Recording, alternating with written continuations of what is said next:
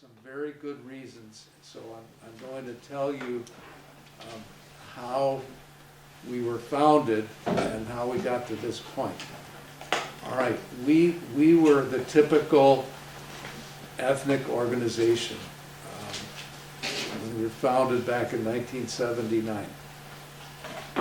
We were a Chinese organization, Chinese refugees from Southeast Asia.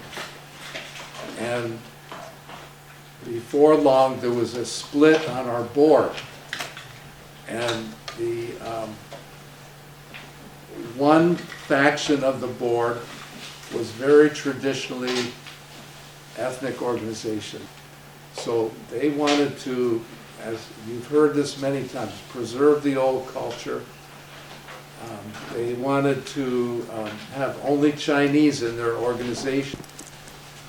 The other faction said, you know, we're a very small group here, and why don't we open our doors to other people and welcome other people. We'll have a bigger voice, and also we want to look ahead. We don't want to be looking back over our shoulder. The first organization said, let's bring all of our culture, our ethnic battles, our national battles with us. And many of the other Southeast Asian ethnic organizations at that time did exactly that. They were actually establishing armies over here to fight the battles in the old world. We were the only ones that did not do that. And okay, so anyway, we split up. One became Chinese Mutual Aid, now on Argyle Street, and we're Southeast Asia Center on Ainsley and Broadway. And we, all of a sudden, because we opened our doors at first to the people of the countries where our refugee Chinese refugees came from. So that was Laos and Cambodia and Vietnam, and also mainland China. We soon expanded to many, many other countries. But okay, all of a sudden we have arch enemies. For 1,000 years, those people were fighting amongst one another. There were also hill tribes, including the Hmong. And there were ethnic minorities, including the Chinese. Now, if you know anything about that Southeast Asian history, we were all enemies at that time. Okay, so all of a sudden we had a small center at that time. And okay, you've got all these enemies together. What do? Do you do the typical, traditional, cultural pride? I'm Chinese, you know, I'm better than you Vietnamese. You're Vietnamese, no, I'm better than you Cambodians. No, I'm Lao, I'm better than you Cambodians and you Vietnamese. So we could not do that, obviously. So what do we do instead? All right, well, it took us some time, and over the years these things evolved. We didn't sit down and scratch our heads, no, what are we going to do about this? But it came naturally. So one of the things that we did, for instance, and we learned this very well in our child care, was that we want to focus on personal pride, not ethnic pride. If you don't have strong pride in yourself, if you don't have social skills, life skills, you feel vulnerable. If you don't feel that you have agency, if you don't feel that you have capability to move the world the way you want it to move, if you think you are a victim, it puts you in a very vulnerable situation, and you have to latch onto something for help. You need a crutch. And what are those crutches? Well, one of the big crutches is your ethnicity, or your nation, or your religion, your race, your continent. And this, by the way, is what causes wars. Self-esteem is better than doing national pride or ethnic pride. Okay, the other thing that we decided, which is very much related to this, we do not celebrate diversity. You hear celebrate diversity all over the place. Celebrate diversity, celebrate diversity, celebrate diversity. Okay, now, if we've got all these enemies in the same room and we start celebrating diversity, that's probably just the opposite of what we need to be doing to bring people together. And we found almost immediately, and again, without even thinking, we didn't have to scratch our heads, we didn't have any brilliant people together, but common people. Okay, look, we're all the same. You know, we like to eat, and we like to have fun together, and we want to study English so we can get ahead in this country. So that's what we did. We started celebrating commonality instead of celebrating diversity. If you think about it, that's much more positive approach than dividing us, inadvertently dividing us. Now, when people do these things like the cultural pride and the celebrating diversity, people are not doing that for bad reasons. They're doing that for a good reason. And I want to tell you a little bit of my personal history because it's also relevant, and it will maybe take you on the path that I've gone through intellectually. And maybe you have to go through the same path. When I was,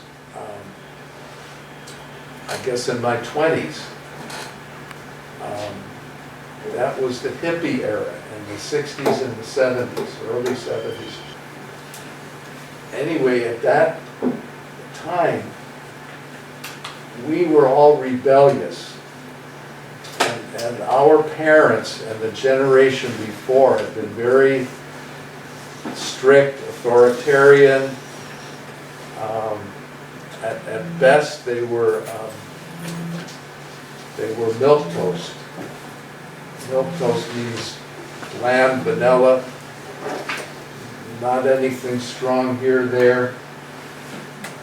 And after World War II, this is not that far after World War II. I was born at the end of World War II. And my parents, for instance, were bringing that more authoritarian. They were kind of on the edge of bringing that authoritarian nature from pre-World War II that caused World War II, by the way. There was a eugenics movement, which meant that my color, the skin of my color is better than your color. And you would say, no, the skin of my color is better than your color. And that's what caused one of the major reasons for World War II.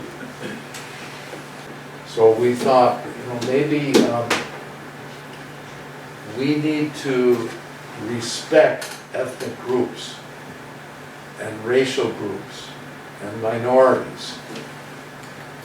And that was a great idea. It was really a very good idea. However, great ideas can oftentimes backfire. Today we see that the unwitting results of our good intentions back in the 60s and 70s. We meant to bring people together, but inadvertently, we pushed people apart. So now everybody's at everyone else's throats, as bad as it was before the 60s and 70s. So it's the same with the celebration of diversity. That we thought that's a good idea. We're all different, and so let's recognize that and celebrate it. So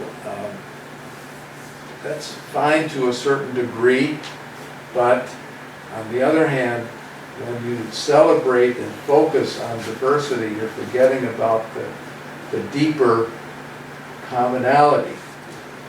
When I grew up, even going before that, when I was in elementary school,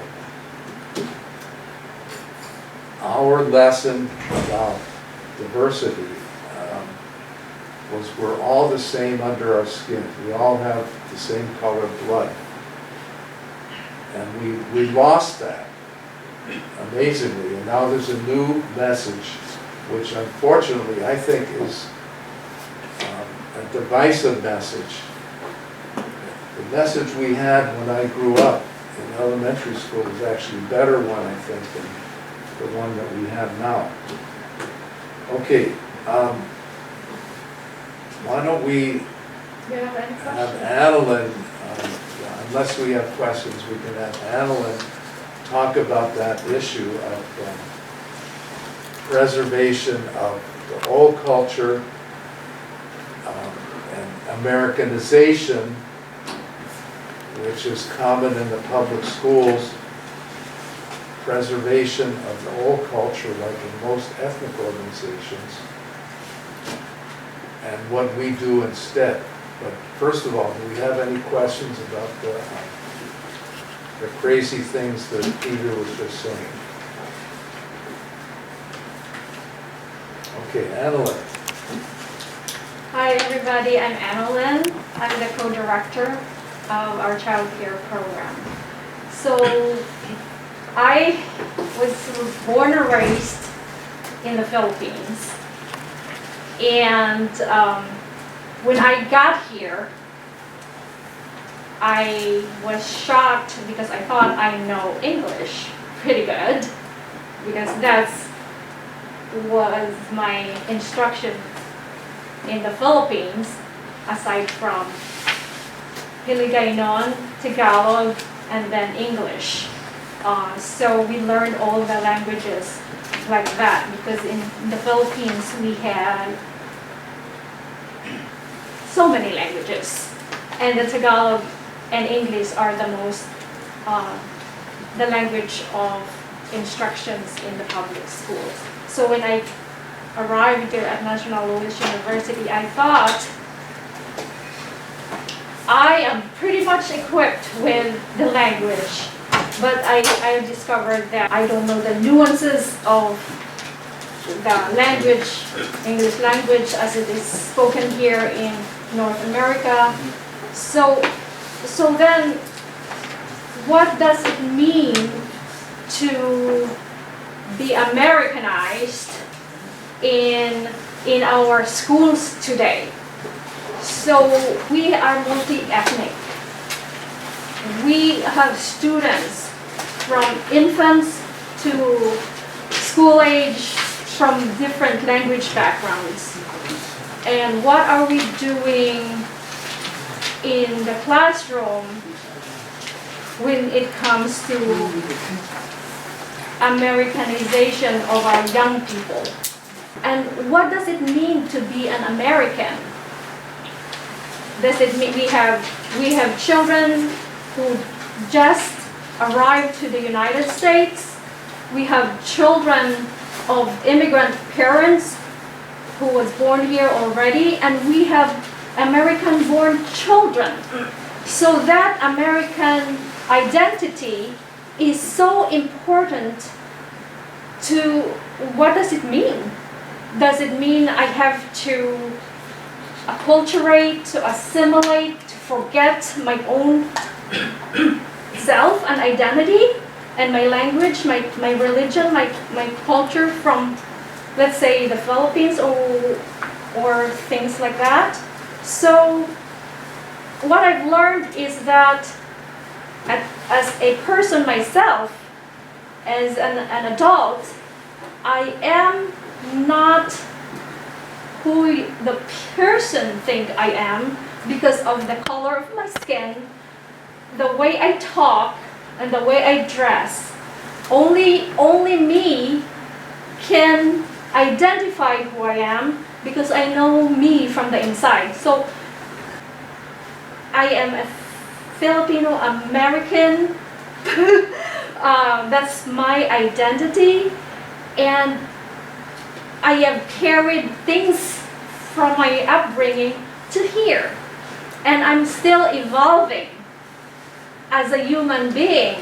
So as your students come to you in your classroom, they come as they are with things, norms, and beliefs in language and culture from the family, right? And then they come to your classroom and you create a classroom community. So what if they are predominantly Asian Americans? Should I teach them about other things, about the whole world that they haven't even been exposed to? What do you think? Are we just teaching them about themselves? As Peter was saying when I got interviewed here, we go beyond what is taught in the academia about bilingualism, multiculturalism, diversity. Because when they talk about bilingualism, there's only two things: Spanish and then English. But here we are in Southeast Asia, we have 31 languages spoken based on our community assessment. So we have them all. We have a lot of children and families from different cultural backgrounds. So what does it mean to be a teacher in a multi-ethnic child care center like ours?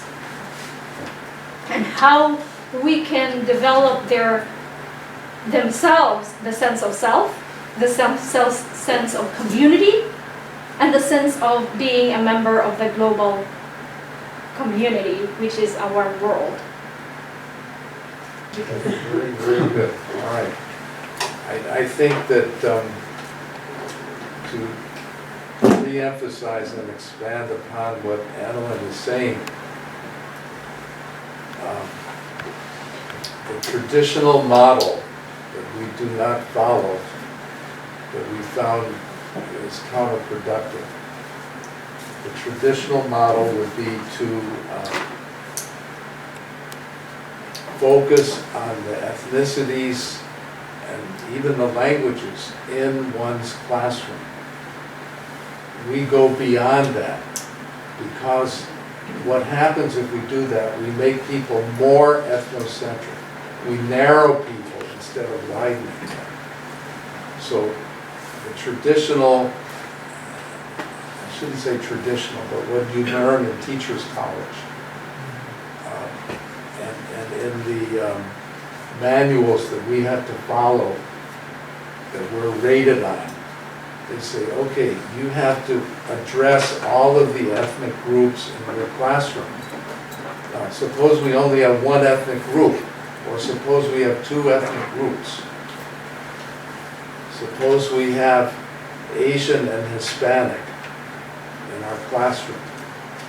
Okay, let's learn everything about Asian and Hispanic cultures. Does that prepare us for the larger world? No. Of course not. It does not prepare us to live in a multicultural Chicago or a multicultural world. The world is shrinking. When we say the world is shrinking, that means even though the world is the same size you get from New York to Shanghai within hours instead of taking a month by ship and overland. So we can now pick up the phone and we can be instantaneously in touch with someone on the other side of the world. Our businesses are international. So we must, if we want to prepare our students and ourselves for the world, we have to be aware of, knowledgeable about many cultures. Okay, now the other aspect of this is the Americanization, which you find happening in the public schools. So you have the public schools which Americanize. It's a Euro-American culture. And it's narrowing. The same way as the ethnic organizations narrow you, they don't broaden you. So we try to do something which is much larger than that. We don't Americanize our kids. And we don't push them into one ethnicity or another. We want to be even-handed, in-depth, broad, and teach why people do things the way they do. It's not just all of a sudden, okay, this is what we do, period. That's the end of it. If you understand why you do things, not just what you do, but why you do things, that is empowering. And it helps you to not need an ethnic group, a nationality, a race, a religion, or whatever sports team or interest group. They can still be important in your life, but you don't lean on them. They're not your crutch. So we try to empower our students and our clients by helping them to understand more deeply. When you do that, by the way, you look at the big picture, you don't look at the small picture. You find that if, as all teachers are taught, we teach the truth, we don't manipulate the truth, we can then have a mind and a mindset that looks at reality. We don't have to warp reality about our ethnicity, about our race, et cetera, whatever group it is, to make it better than the other one. When we are more realistic, we can be a better person, a more effective person, happier person, more independent person. That's what we are saying, giving them the tools they need in order for them to navigate the world, because the world is huge. So as a teacher, as a staff member, we are all teachers here, by the way.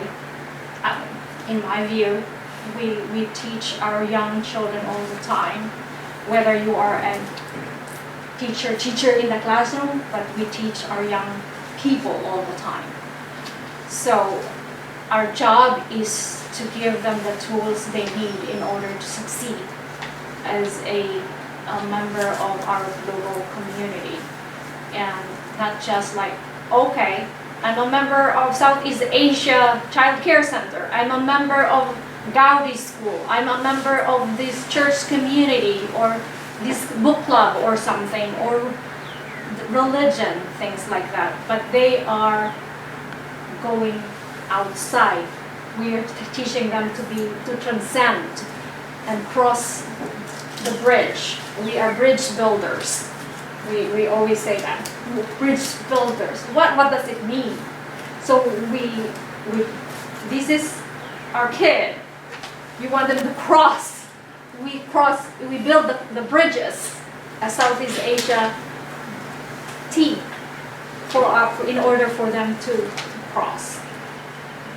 How to develop interconnected global history identity instead of develop a very narrow ethnic and national identity, because it helps the world to be in peace.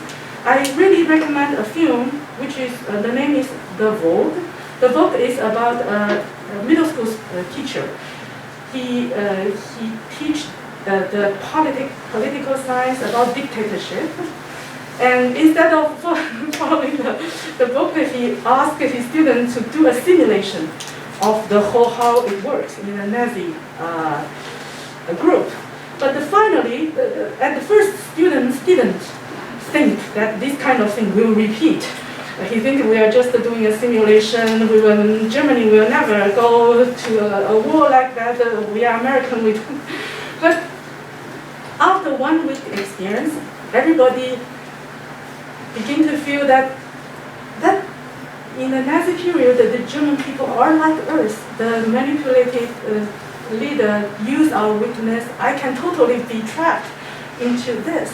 So this film doesn't really encourage you to do this kind of simulation, because at the end there was an accident. One student was totally in this movement that he could not go out of it.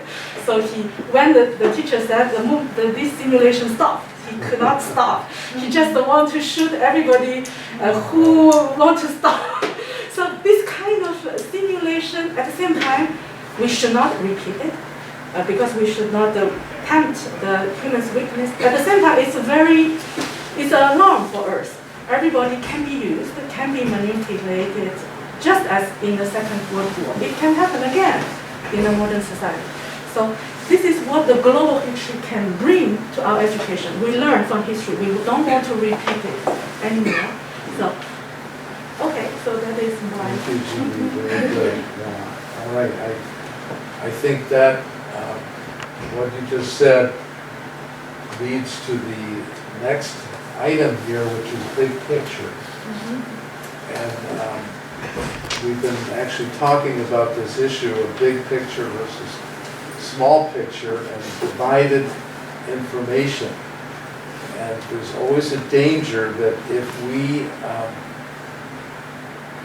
it's good that when you mentioned that you studied Confucius, you realize there are other cultures and philosophies that go through the same process. Yes. You could say there are many Confuciuses, if that's the right plural of the word, in different cultures. So India has their own Confucius, and the Greeks had their Confucius, and the Babylonians had their different Confuciuses. And they came up with philosophies, and they came up with constitutions. And by the way, I could add that most of them, including Confucius, had some sort of spiritual input into their thinking. And the other part that we don't like to think about, but they also had a military aspect, including Confucius, believe it or not, a military aspect to his philosophy and thinking. So we try, it's helpful when we see this on a global scale throughout history. We don't pick one point in history. There were other philosophers and strategists, not only Taoism, but others in China as well, that conflicted with Confucianism. And you want to see the whole picture rather than just focusing on one philosophy, one strategy, one system of government, one religion, one ethnicity, one way of doing things. When I traveled from Europe all the way to Vietnam, overland, and back when I was much, much younger, I don't know how many years ago. That was in the 70s, I guess, early 70s. That was my PhD. It opened my mind so much when I saw crossing each border, people do things differently. The lamp poles look different, the houses are different, the roads are different, the clothes are different, the habits are different. And it shook up my mind that the way I had been living my whole life was not the only way. So if you go to one country and that's it, you visit one country, okay, that's interesting, but it does not open up your mind as much as if you see the whole breadth. I was so fortunate, I didn't do it purposely for this reason, but I did want to I was wise enough at that time to realize that when I go to Vietnam, I don't want to just jump off the airplane and be in a different culture. I want to see the transition all the way from the Euro-American culture to the Far East culture in Vietnam, and it was really so enlightening. So this basically is what we try to do at the center, to widen kids' knowledge, even our seniors, but that's harder to do with the seniors. Now, let me tell you the way teachers and educators inadvertently teach. The teachers want to give the kids all the knowledge that they can give them, which is a good thing. The problem is that kids can't handle it. They have brains like a sponge, and they're amazing at sorting facts and putting things together. But on the other hand, if you dump all this knowledge, you can confuse the heck out of kids unintentionally by dumping too much information on them which is not connected. So as we've been talking about, if you don't focus just on one little thing, like my favorite example, every preschool teacher, every year from age 6 weeks all the way up to age 5 or 6. Okay, it's spring, okay, let's study spring, let's study flowers. Okay, it's fall, let's study fall leaves. It's winter, let's study snow. And they do that again and again. They don't study seasons, they don't study climates, they don't study ecology, they don't study carbon cycle. Those are the things, the latter group, those are connecting the dots. That's making it easier for kids to understand the world. If we just bring in a snowball, okay, that's fun, let's play with a snowball, it's cold, isn't it? It melts, okay, all that's fine, but how does that fit in to understanding the world? So, if you have ever sat in a classroom of little kids, like I'd say preschoolers, and you ask the kids a question, usually the boys are the first ones. Teacher, I know. And they come up with the funniest answers. You preschool teachers know what I'm talking about.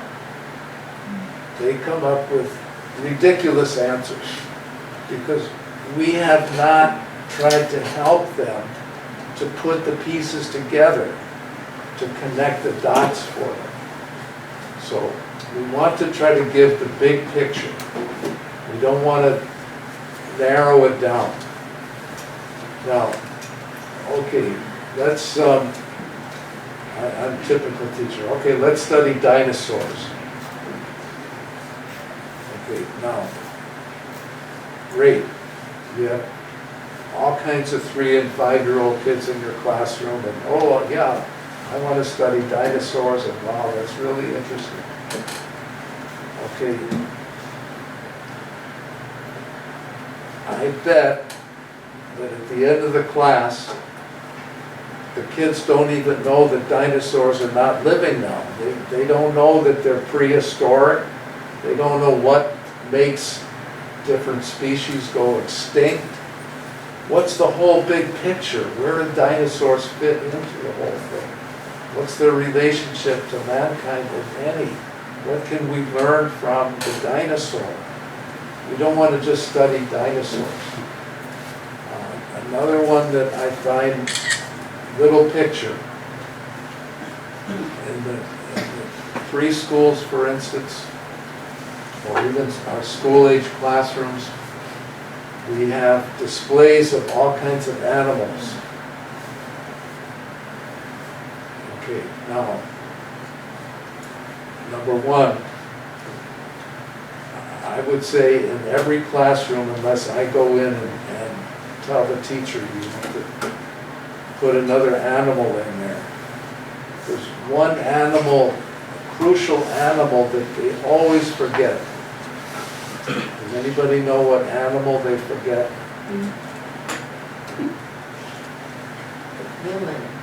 Humans. They forget to put the person in there. So that separates us, that makes us not really understand what the world is about. We are an animal. We're a living being. And we can even connect it with plants. It's not only flesh and bones and blood, there's all kinds of living things. So anyway, if we want to bring people together, if we want to build bridges, if we want to empower people so that they don't have to lean on a particular group, if we want to help them to be free-thinking and creative, we have to help them to connect the dots, to understand the world, understand themselves, understand their culture, their ethnicity, their nationality in perspective. We don't focus on one country at a time. We study all of the countries, a sample at least of all of the countries from around the world. Also, I want to make an important point here. When we talk about China, or you talk about the great, in quotes, I know that, okay, I don't want to mention that, okay, great cultures, if you know what I mean by great. The Greek culture, and the Egyptian culture, and the Chinese culture, and the European cultures, and so on. The golden ages around the world and throughout history.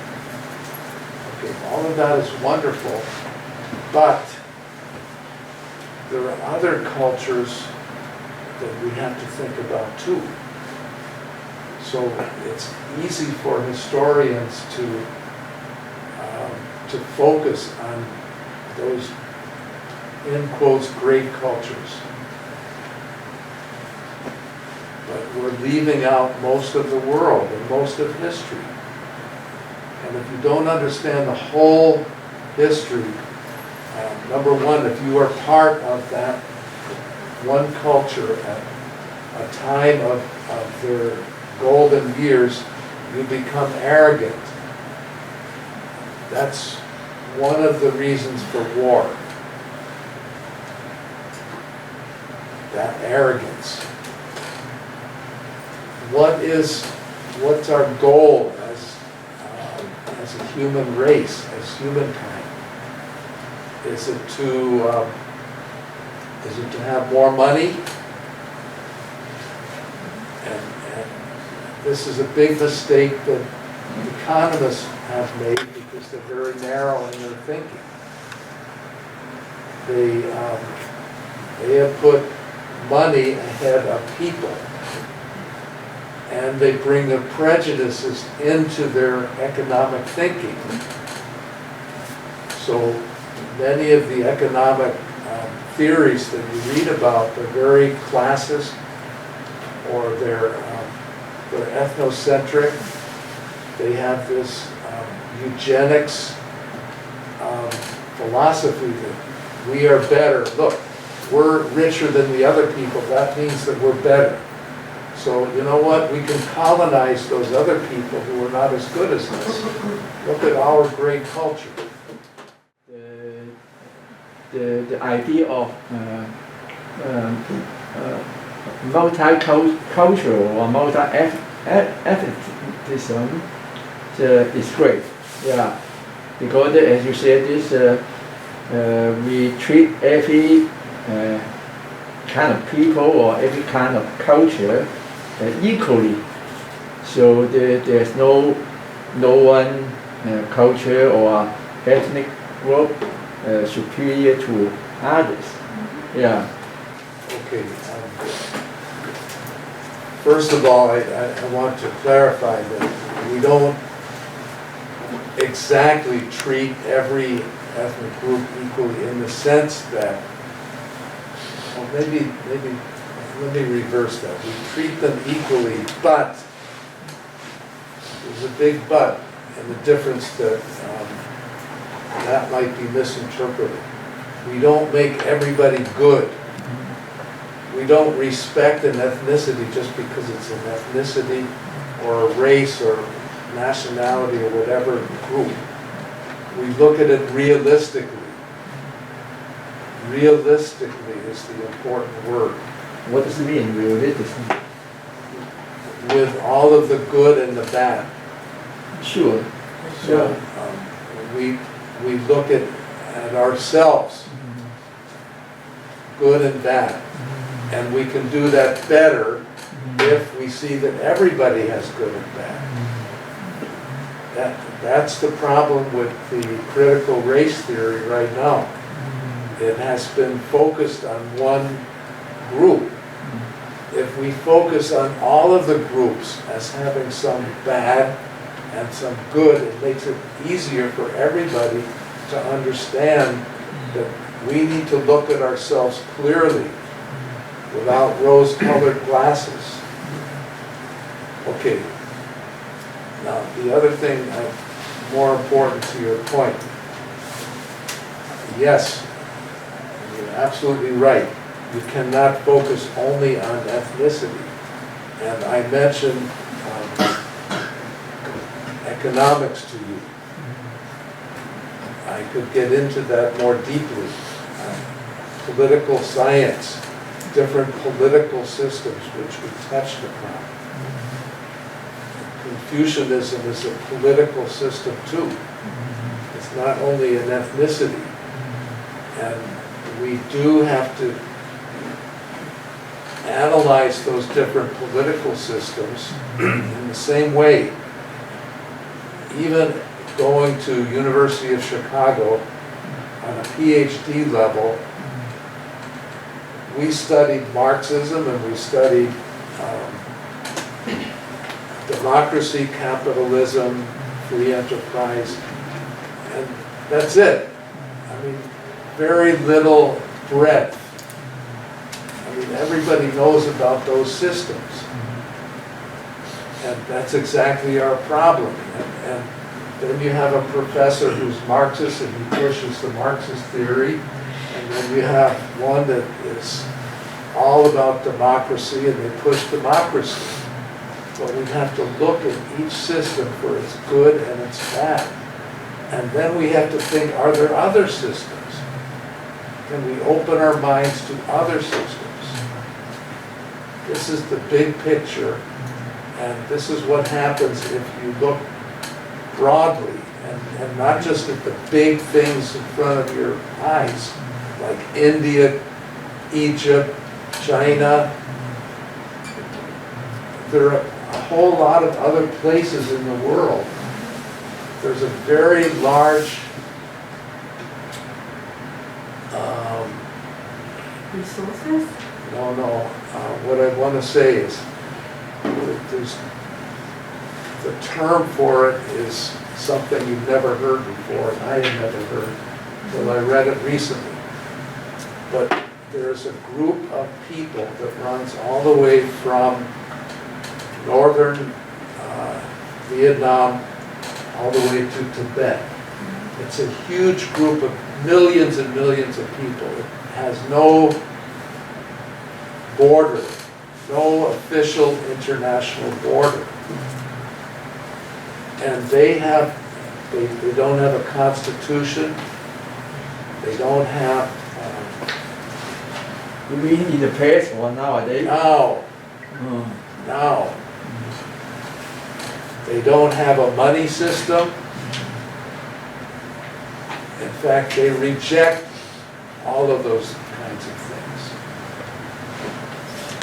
Now,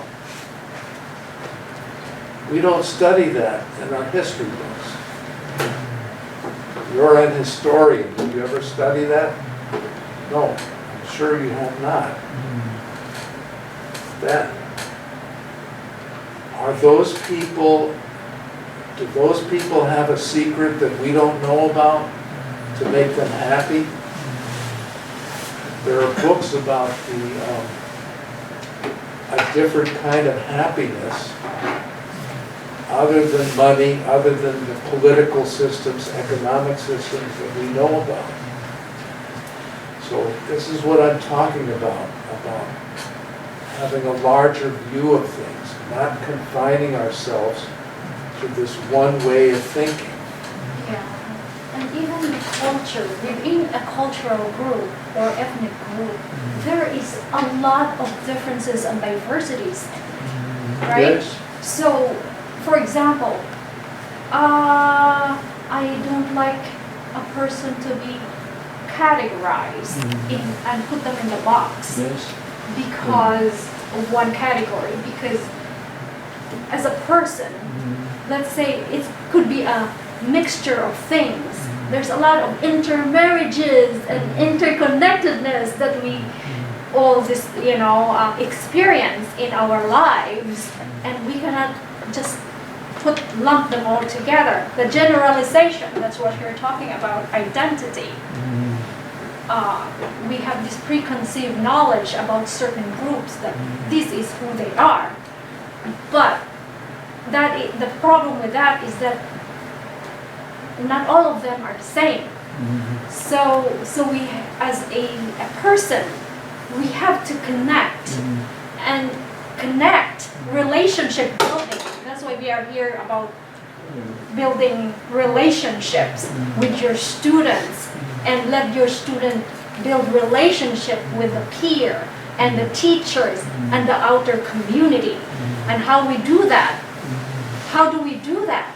Yes, I want to respond to you. One-on-one, Yeah. we talk, we Yeah. converse. Yeah. We don't stay in our corners and eat by ourselves. In the cafeteria when I was a student, and groups, they tend to eat together, like Asians eat together, right?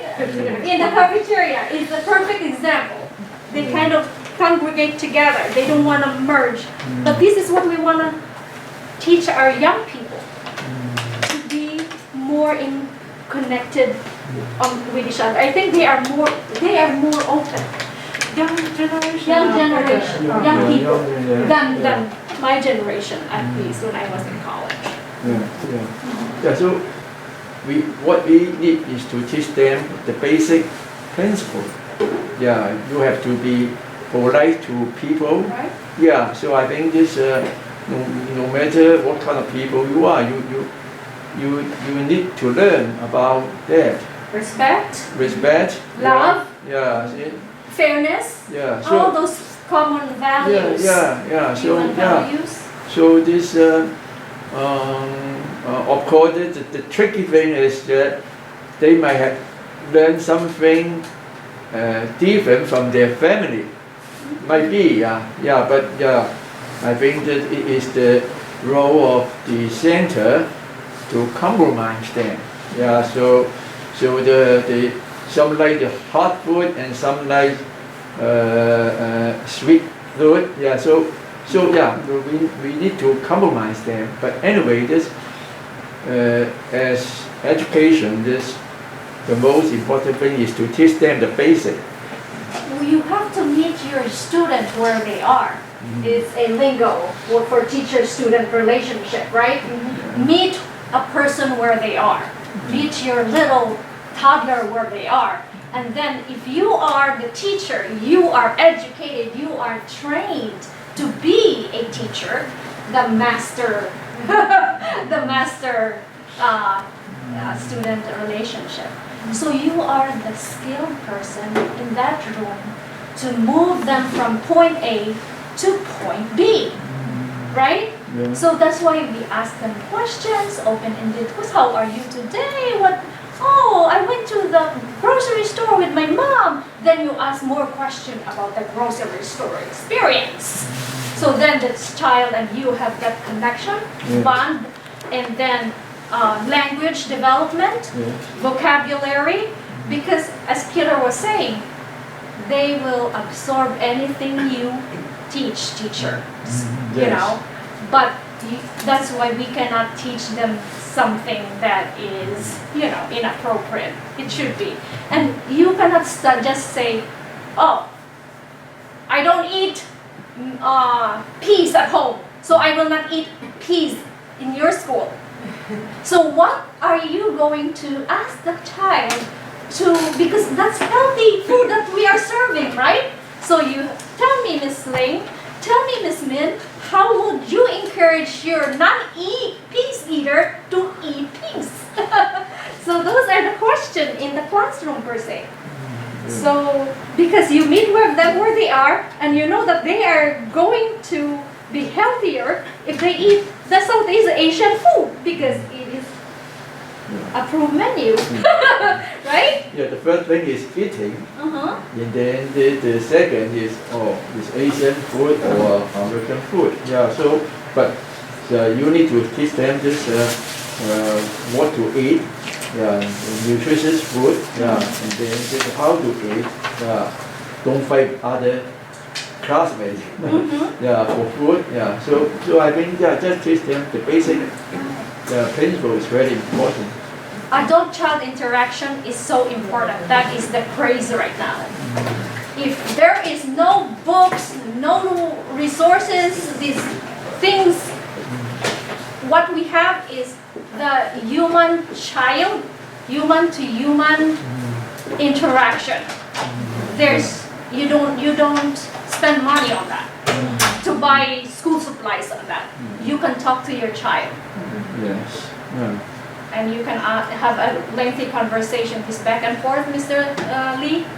Back and forth. So we are kind of modeling that, like a parallel process, we call it, because we are being trained as directors to teach or facilitate teaching the teachers to talk to their kids too, just like we are talking to each other like that. We should talk to our kids all throughout the day.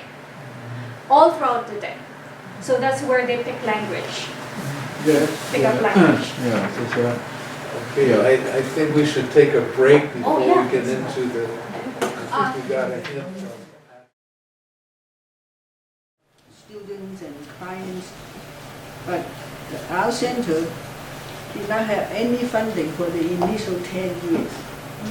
Peter and I were overtime volunteers. And during that time, a lot of people from outside of the community came to help. So we have a prime example here is Professor Lee. Professor Lee was a PhD student at University of Chicago. He brought a group of students from U of C to come to help. Not one day, 1 year, for many years. And they paid their own gas when they came. I do all the time this from High Park with my friends. Right. So that time we did not have any money. We could not even offer gas. And to make a long story short, but we have many other volunteers from all different groups, from some Jewish people, some Irish, Romanian, a Romanian accountant, and so we have to deal with all those different groups besides our clients. So gradually we came up with this bridge building mission. And the other thing is that everyone at the center, whether you're a teacher or a maintenance staff or a caseworker or a board member, we all have an important role. We serve as a model for people who have contact with us, especially for the immigrants who learn from us. So, and it's not just teaching kids, it's also working with other people. Like when we had a lot of volunteers helping with the LIHE program. The LIHE program is a social service program that deals with tons of few thousand families of all different groups. Romanian, Bosnian, Russian, Ukrainian, all Asian groups, and African Americans, local groups, you name it. So we, early on, when we first opened, we already had this practice of working with people, helping people, and dealing with people the same way, regardless where they come from. And how we are a teacher, so over the years, the volunteers in the LIHE program, even though they did not speak English, so every year we prep them. Oh, remember, you need to treat everybody the same way. And you know what they told me? You know what they said when we tried to remind them? Thinking that they might not know, they said, of course we know. Mm-hmm. We know already. You don't have to say it again. Mm-hmm. Why? Because we see how you do it, how you work with the people. We learn from you, from seeing you, watching you. Mm-hmm. So whatever we do, in the center or outside the center, we represent the center. And whatever we say have an effect on other people, how we deal with other people. Have a big effect that we don't realize. Now, so we also have a family approach. We don't just see, especially immigrants, they need a lot of support. Each age group, they need different kind of support. So when we work with seniors, they need different kind of support. Children, different kind of support, but they all need, in addition to whatever they need, education or help with applying for different services, they need emotional support. They need nurturing. They need to know they can count on someone. That this person helped me, I could go to them. So, over the years, many young people, professional people, they call back and they say, oh, how do I get in touch with this teacher when I was at the center? This teacher did something for me and helped me through my life. So they want to, they try to describe, they did not remember the name, and they describe or long hair or red glasses, and they want to hook up. So, and oftentimes immigrant family have different issues. Like some students, some young people, they face different kind of issues at home, in school, and we just need to keep our eyes open. Okay, so sometimes a family might need help with getting medical assistance. They might not have enough income. They might need food stamps. They might need help with other things. We need to look at the whole family. Keep our eyes open. Or maybe the grandparents need help to become a citizen, or the parents need help to study English. We need to see it all. Okay, the whole well-being of the child and the family. Now, over the years, we work also closely with families of the children, and we have very good example. One of our school-age kids ended up in working with President Obama in the White House. Who is the mom? This is the mom. Oh, wow, you are the mom. I heard stories about your family. Long time ago. Oh, wow. Nobody now. So it was, of course, the center didn't, I mean, it was the son who's he's brilliant, he's very hardworking, he made it there. Of course, we didn't, it's not because of us, but There's a lot of love. Okay. I I want to love. speak something. Is when we first come here in 1991. So my son studied in the school, and then after school the program, they went to the Southeast Asia Center until I think he went there. He came here as 9 years old. When he came until 16. So 9 years old until 16. when he first came, he didn't speak any English. I know, yeah. I talked to him at that time. So it's like after school the bilingual class and after school the tutoring. So he had been there for a long time. So right now our relationship is just like friends and family. It's not like just the student and the teacher. So right now we still contact from each other, and because right now my son is living in Singapore. Every time when he came here, and we will visit all together, and we will stay around together. Yeah.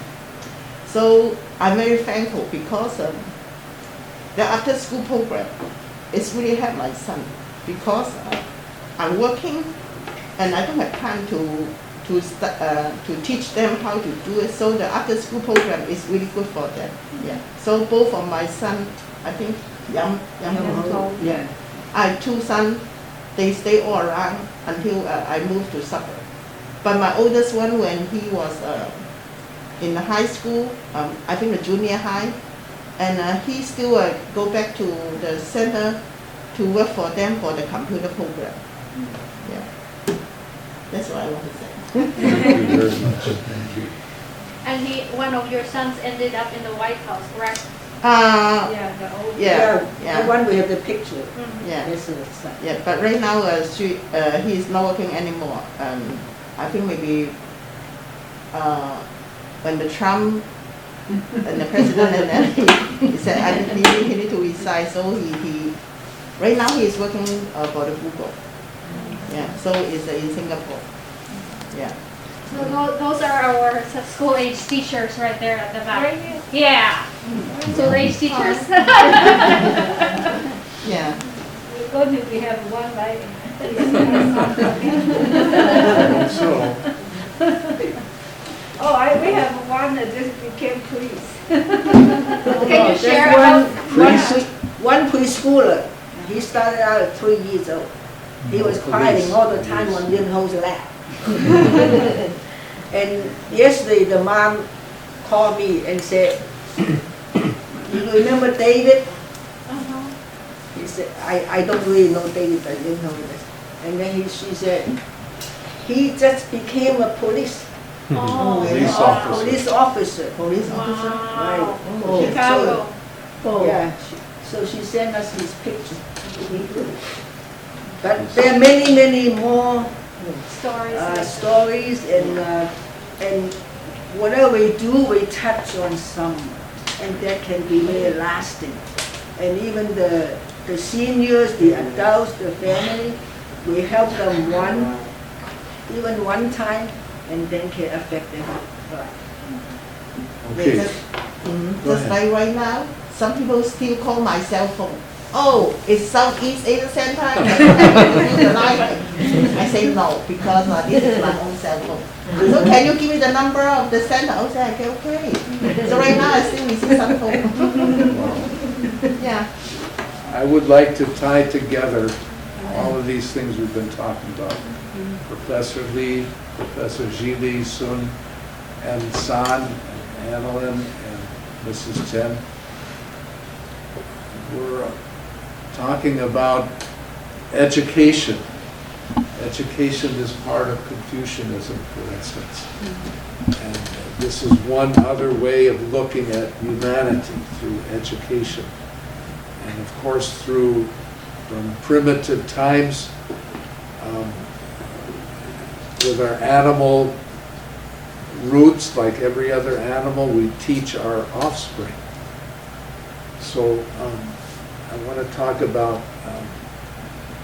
a phase of educational development that happened 100 or so years ago, and up into the 20th century. How many people have heard of Montessori?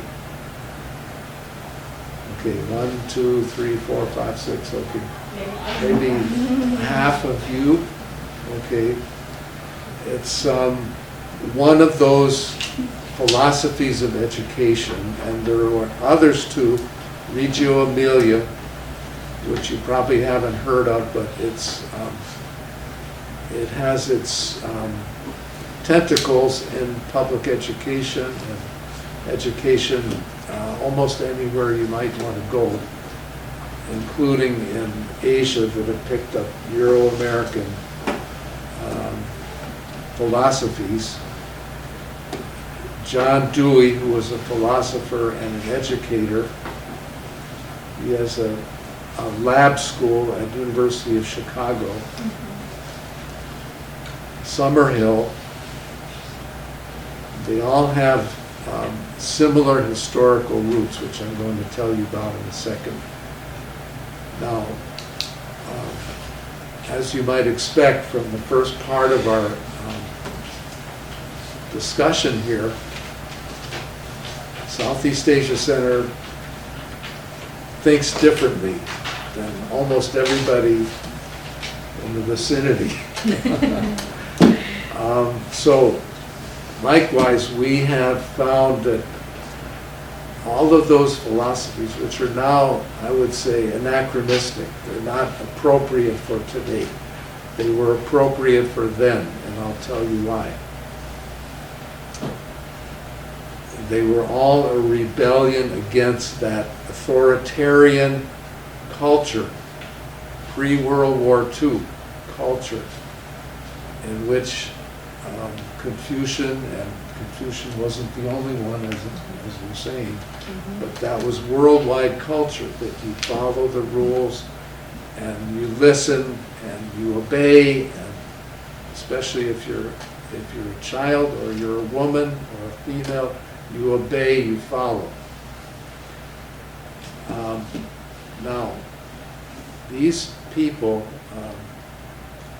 Maria Montessori and John Dewey and the founders of Reggio Emilia, and Waldorf was another one, and A.S. Neal from Summerhill, they came up with a new strategy in which they empowered children to, instead of following the teacher, they could have the freedom to learn on their own by themselves.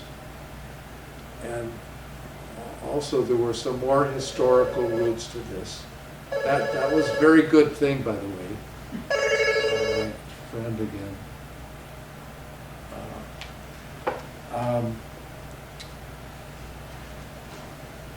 They also were rebelling against the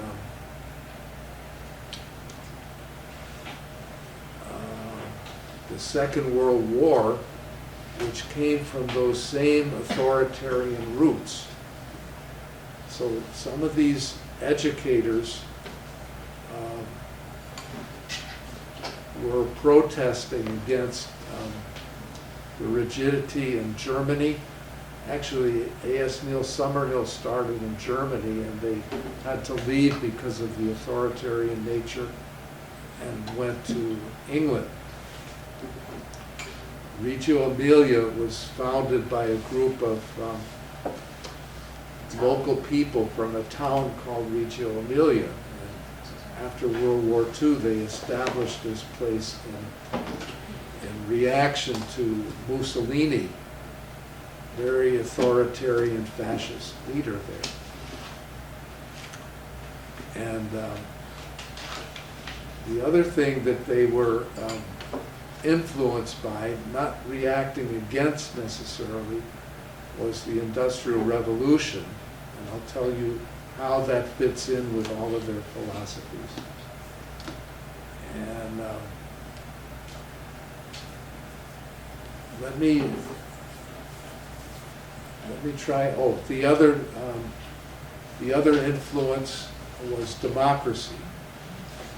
Democracy was a rebellion against that authoritarian nature of the whole world at that time. It wasn't only Confucius, it wasn't only Hitler, and I don't want to equate Hitler and Confucius, sorry. But, I mean, they're both authoritarian, when you put it that way. And democracy was a reaction. And all of these people had this democratic bent. Okay, now, how did they rebel? What kind of classroom did they envision would help kids? And again, they had a really good idea, and these were progressive people. In fact, this is called progressive education. They wanted to make progress and move ahead. I'm going to tell you what they did and then how now, in retrospect, it's not working as well as they thought and for our culture today. So what they did was establish a classroom in which children could learn by themselves. They could discover by themselves. So you put the things in the room and you put blocks of wood and art materials and so on and so forth, a few books here and there. And Maria Montessori said, even if you don't put anything in the room, the kids are going to learn. So, okay, that's a good idea. And added to that,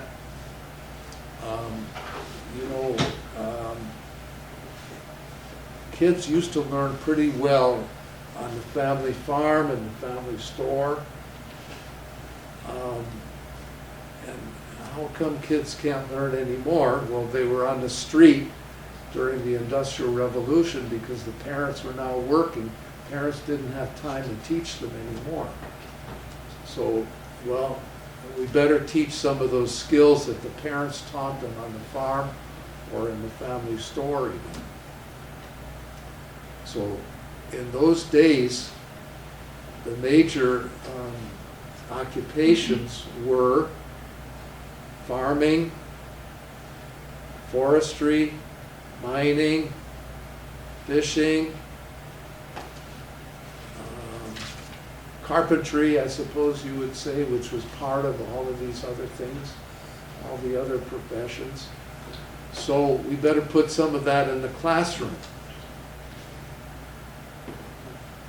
which they did. Now, what are the problems with that sort of learning? Does anybody have any idea what the problems might be?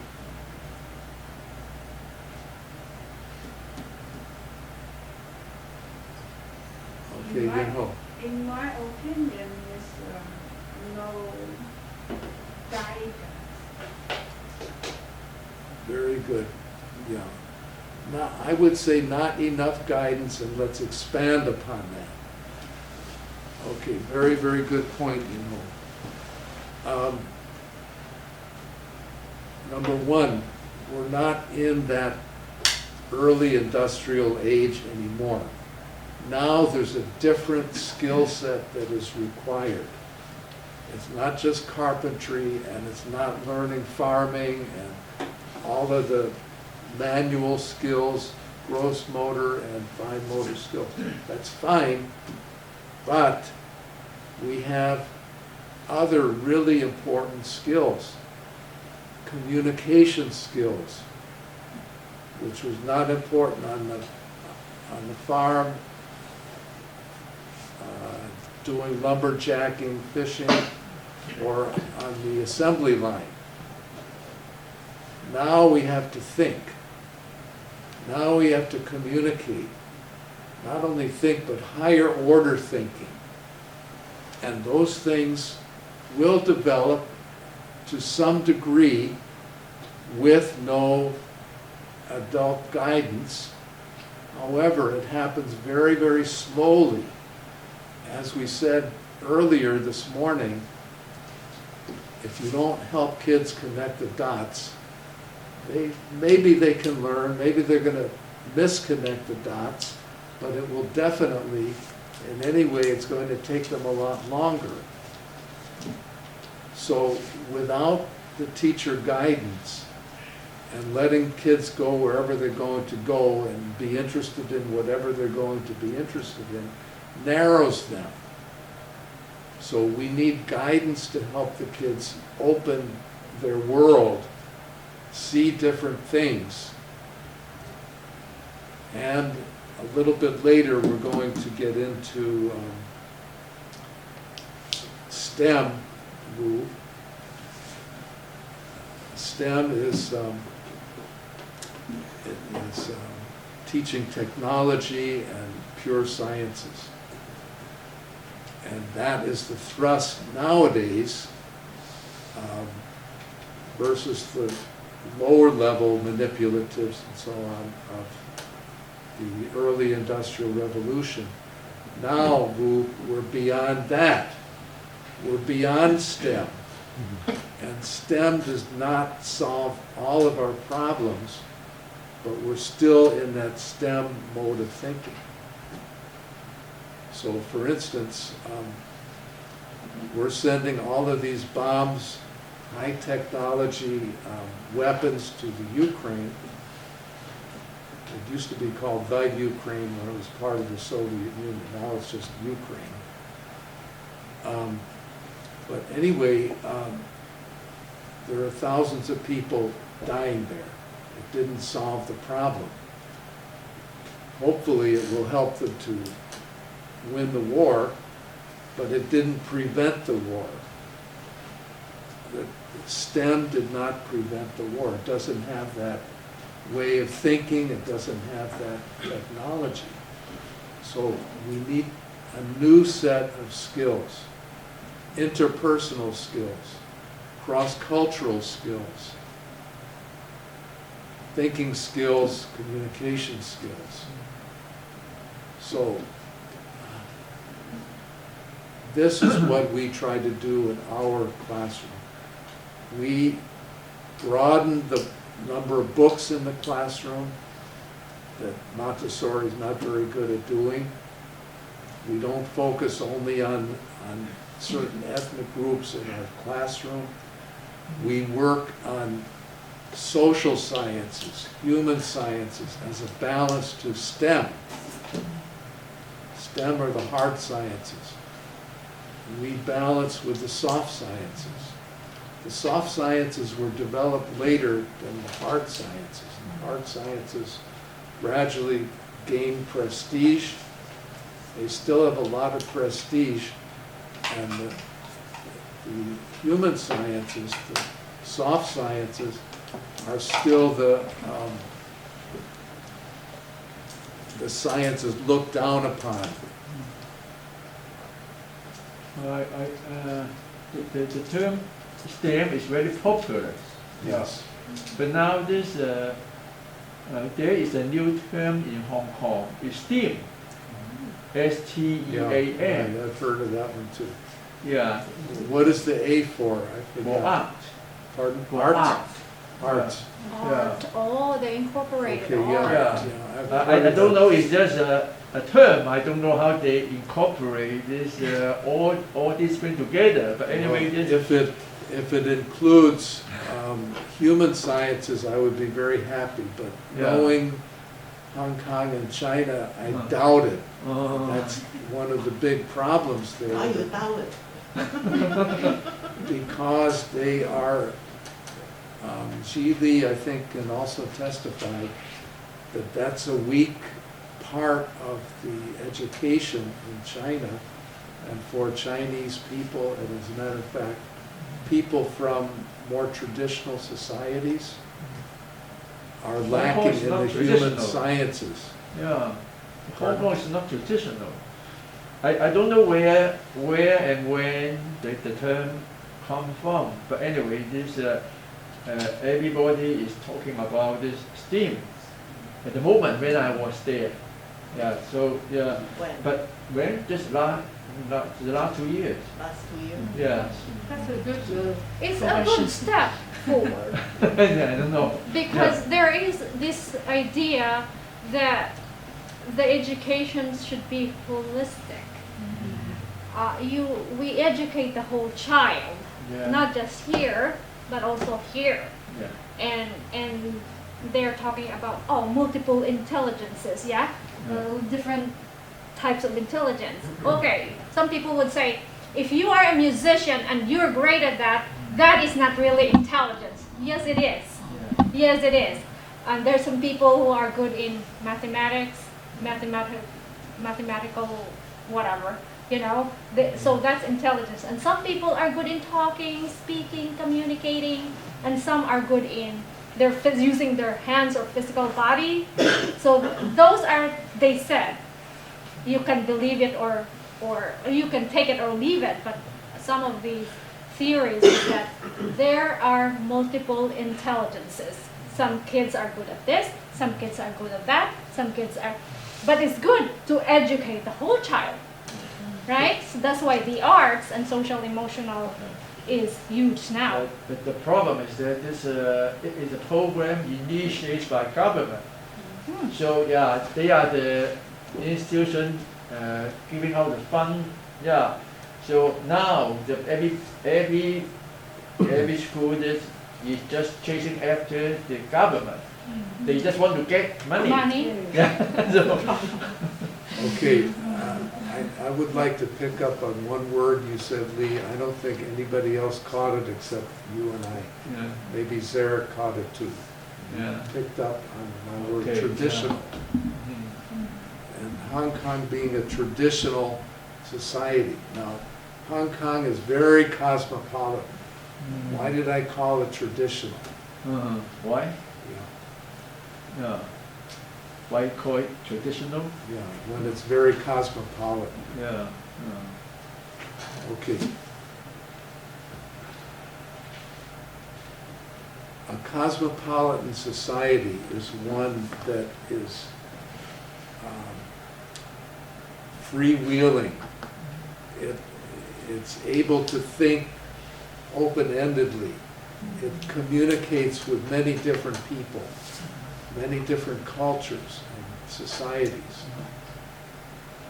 But what has happened in China and Hong Kong, and not the old Hong Kong, but the new Hong Kong, is that because of the authoritarian government, as you're saying, everybody has to follow. Follow is traditional, and following worked in a traditional society, in a traditional culture. It does not work in a place like Chicago, in a cosmopolitan culture, if you follow, I would not know how to use the computer, for instance. I wouldn't know how to use my cell phone. I barely know because I'm too old. So if I followed my grandfather, I'd be left in the dust. So Hong Kong used to be more open and very connected with the world, and it still is, but it's held down in its traditional status by the government. And also, places can be traditional because of an influx of people from the rural areas around it. So if you have one city in a mostly rural country, that one city, that cosmopolitan area is influenced by the rural area. So you have a kind of mixture of cosmopolitan and traditional in the same society, same culture. I don't know if that helps or not, but anyway, why don't we talk a little bit more about this, the different approach, Montessori, etc., the progressive educators, and what we're doing differently. We're trying to prepare people to live in the cosmopolitan world that they live in today, in the smaller world in which we're all connected with other people in the world. And we need, in this world, an ability to communicate with people that are from different cultures, different places. They have different mindsets. So our children need guidance for that. They're not able to learn that unless we deliberately, consciously make an effort to broaden their minds. And it's a very difficult, much more difficult than just saying, okay, you guys do whatever you want, you study whatever you want. And if you study whatever you want, you may become an expert in dinosaurs and you don't know anything beyond that. Or you may be an expert on African American history or Latin history or Euro-American history. And any one of those things makes you a narrow person. And this is what causes conflicts, this is what causes violence and war. Okay. Peter, you mentioned about being intentional.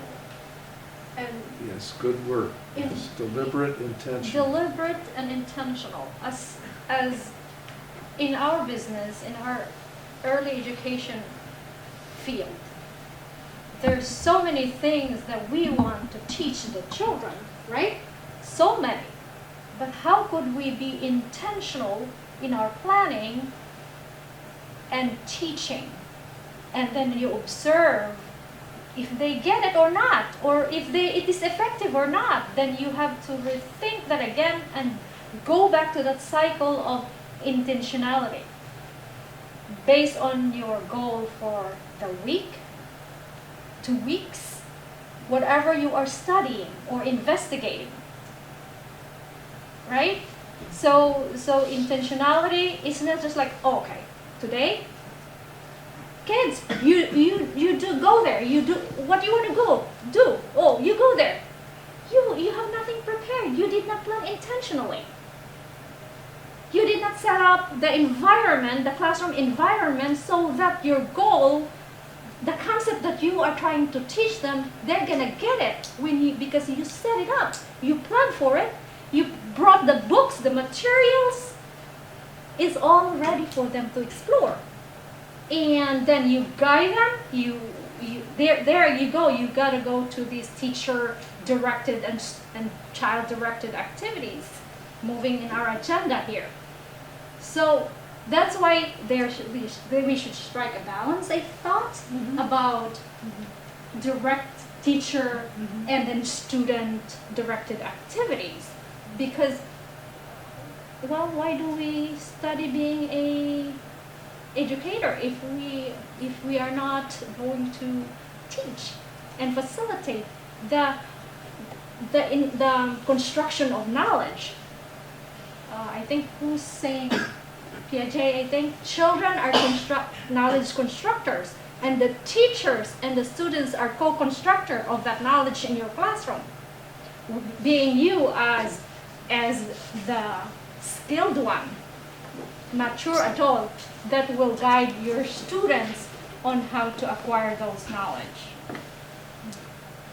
Okay, now, I think this is perfect for Zili to jump in, because this is what Okay. she's going to talk about too. How much self-discovery do you do, and how do you mix that with guidance from the teacher? Yes.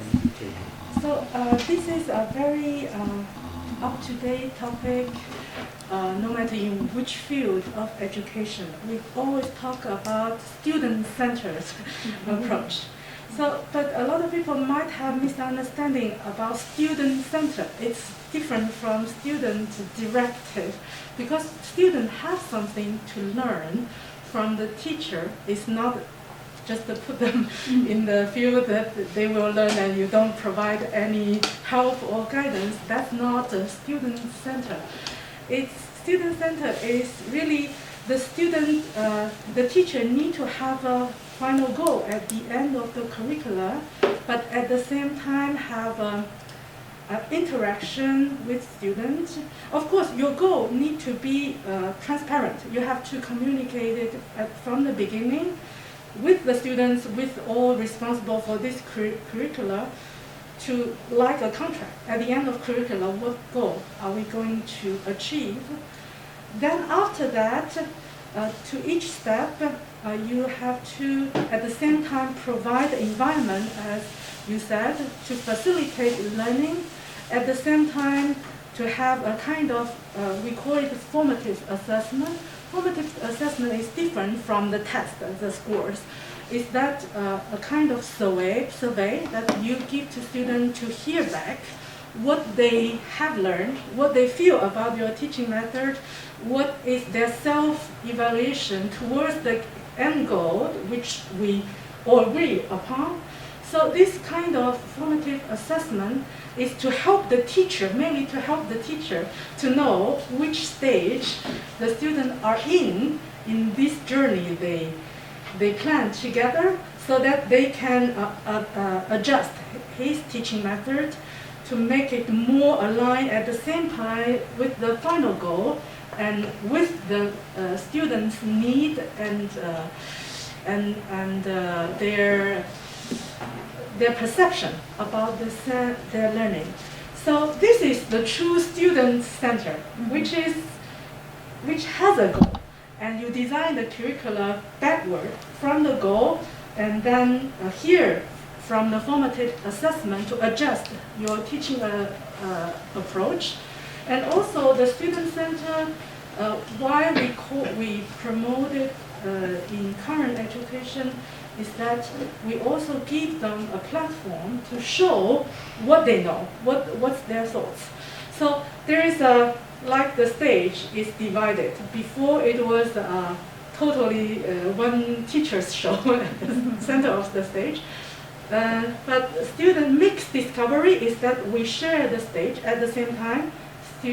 Teacher communicate the goal, discuss with the student, at the same time give a space for student to tell the teacher what they have learned, what they need in the future. So this is what we call in agenda mixed self-discovery. So the teaching is important, the showing model is important, the hearing from both sides is important. So this is what we promote, at least in our school, the student center instead of student directive. So we need to real carefully balance both sides to achieve our common goal. And I can give you an example of how to apply it. For example, for the heritage students who already talk in Chinese at home, they come here to learn how to write and read. So one project we designed is that it's a 1 week project to talk about the generation post-90 in China. So to achieve this project, they have first step, read the relevant articles. So students went out to search for all kinds of articles about generation post-90. Then what the teacher do? The teacher is to collect their summary of their reading and to see their sources. If the sources are valid sources or just some slogan on the website. So you need to teach the student how to select the sources, how to judge their argument and their conclusion. This is what the teacher should do. So first step, teach you first your part of work, student center, you search for your document. What teacher do to help you to select the sources, to judge the conclusion, to judge their argument. Then second step, they need to do some kind of interviews with their family. They are heritage students, so they have families in China or friends in connection with China. So they have to do their personal communication, that which is very connected to what you said about the communication skill. You have to design your interview question list to ask those questions. What do you want to know from them? First, you have to know that. Then, how to divide what you want to know to put them in the questionnaire that you design, and how to implement the personal skill to help the people to talk what they truly think about.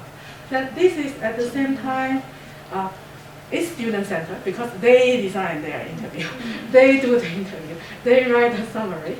Then they bring back to the classroom to discuss what I got as a result and what you got as a result, we discuss in the classroom. So the teacher's job is to moderate the discussion so that each student respect what other people find.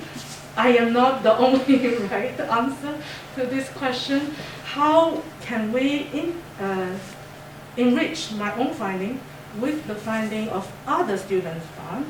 What are the points common in our interview? What are the common questions that we are all interested in? And how do I think of my final essay absorbed from my documentation and my discussion with my relatives and friends and discussion in class, how I draft my final report.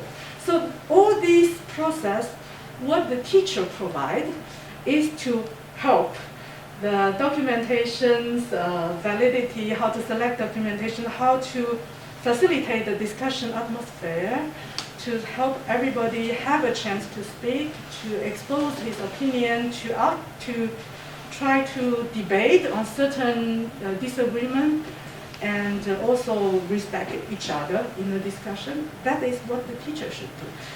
And student at the end should submit a paper, post-90 generation in China. So everybody can select a topic, for example, consumption habits, generation gap, their academia. So everybody can choose what they like to work on.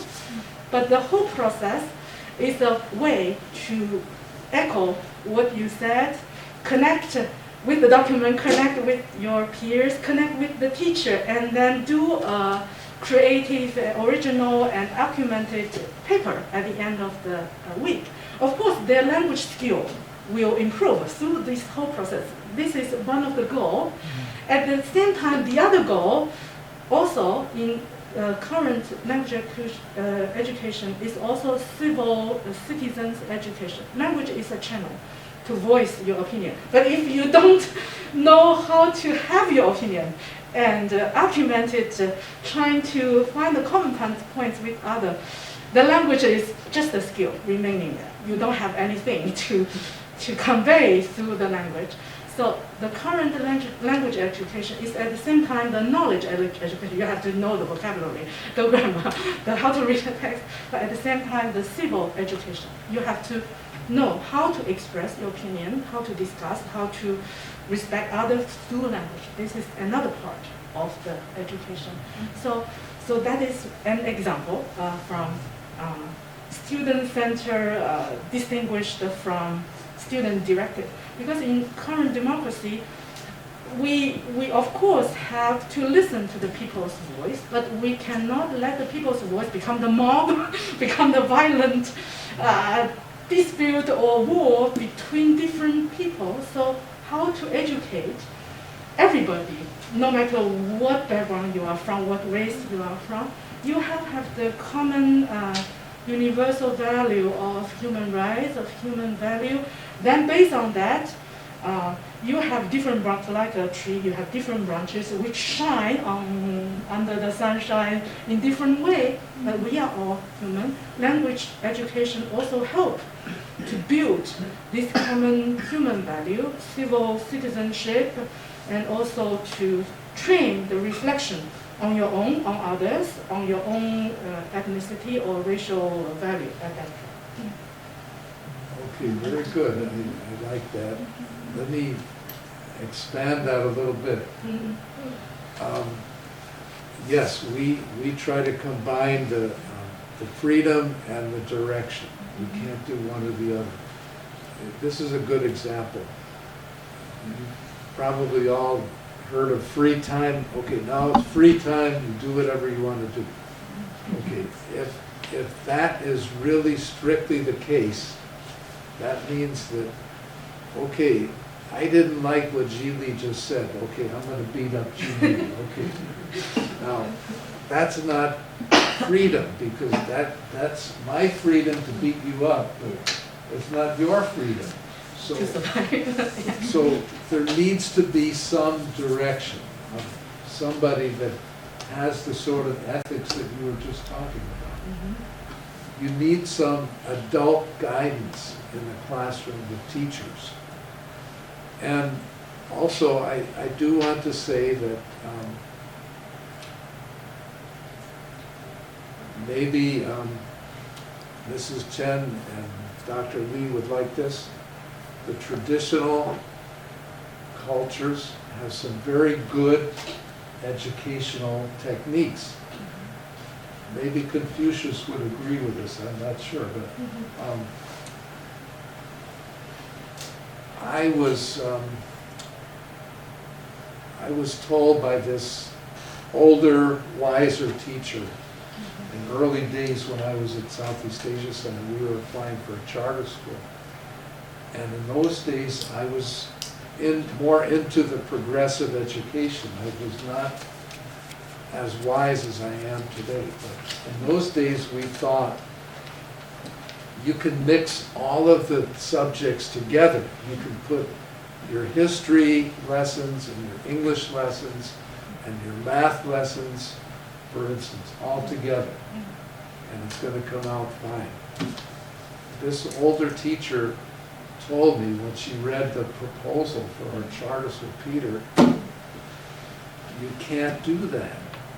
She said, in order to teach the kids the alphabet, or to teach the kids the additions, you have to drill them. It's old-fashioned drill. It's teacher-directed. It's no freedom in the classroom. It's teacher-directed. That's the best way to learn it. And we also know that in order for kids to learn something, or anybody to learn anything,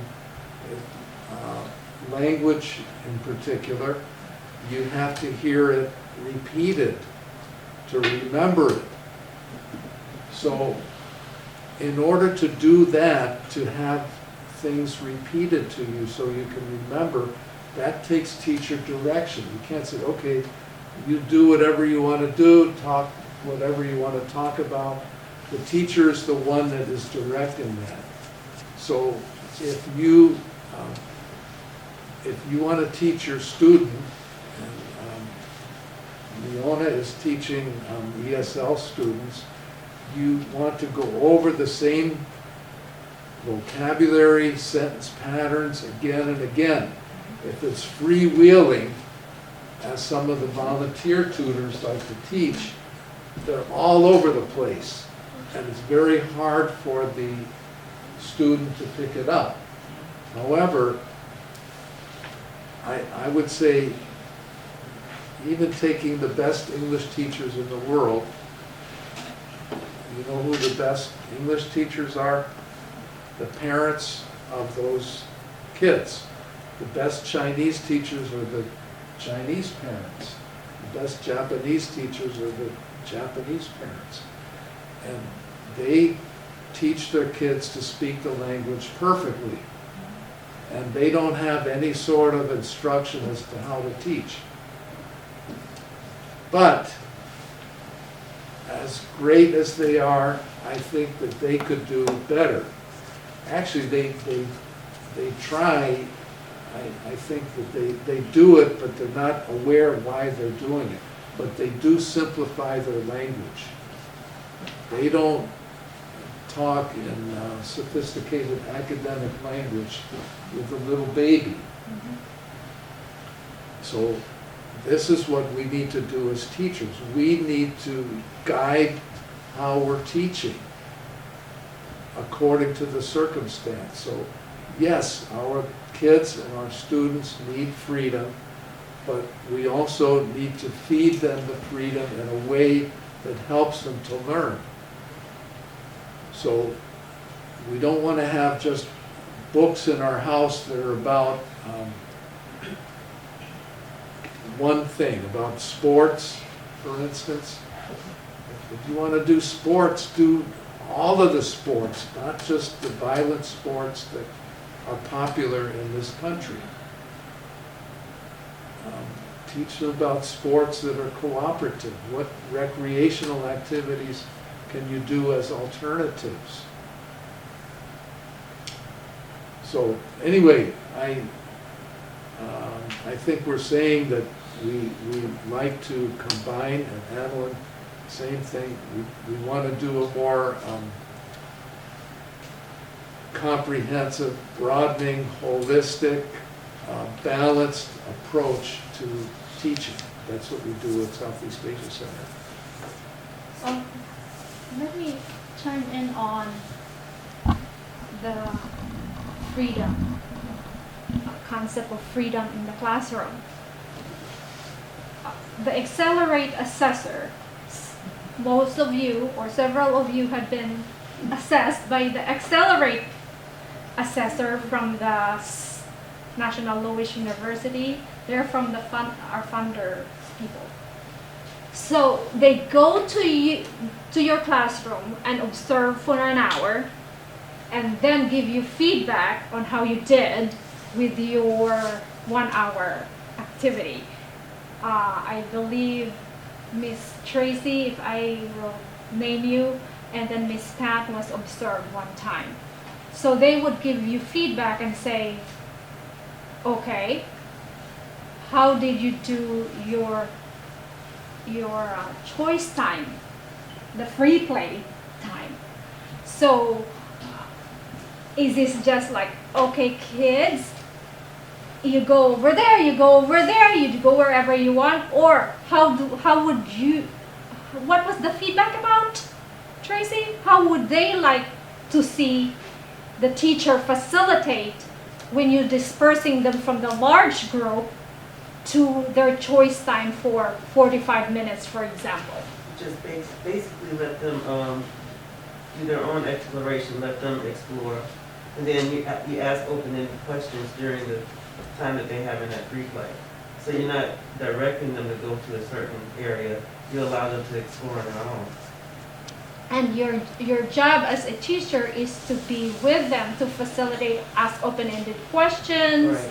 while they are building blocks, for example, or playing in the dramatic area, which Right. and then a small group or like art activities where you already have set up, right? Exactly. So you intentionally planned for small groups, and then you tell your students, oh, we have new books in the library area about, let's say, seasons, whatever, okay? Right? That you're studying about, because you read a book about, seasons already during group time. So those type of things, and then you manage that free choice time, and that's where the learning should take place, Exactly. by facilitating learning in what they are building. For example, they're building a house, a boat. You ask them, okay, who's in the house, how many, things like that. And then formative assessment. That's how we do it in the preschool and the early learning, where you observe, you take down notes on what you heard the children were talking about as they build, and then you ask questions. How many stories building did you make? This is a 5-story building, teacher. So they have a concept of numbers there. Then they enter that in their teaching strategies goal, online observation system, and then and then it will grade them or give them the automatic report later on where the kid at a specific domain area. So the reason being, they said, it depends on what you put on your teaching strategies goal, by the way, because the teacher has to observe and put it in. But if we don't observe and we don't put it in, we are having disservice to the kids, because they're learning a lot and we're not noting it. And then during your family conference, you gotta tell something about the parents. Oh, so and so did this. Oh, so and so is great in this. Oh, your child is good in this. And then this is the area that we need to work on. STEM comes along because the teacher should do mini lessons on science experiment. That's where the balance between the teacher facilitated learning through mini lessons, and some of my teachers are great in that. Science experimentation, even with the preschoolers, So that's where they collect their formative or ongoing assessment notes, and then it appears in their report that science, math are lagging behind nationally, and even in the world. We are ranked lower than China and other countries. They are on top, and we are here, U.S. That's why they're STEM. They are now. It's like. So I'll stop there because I'm gonna talk. Okay, very good. Let me relate Can I this. say something? Miss Yeah. Linda?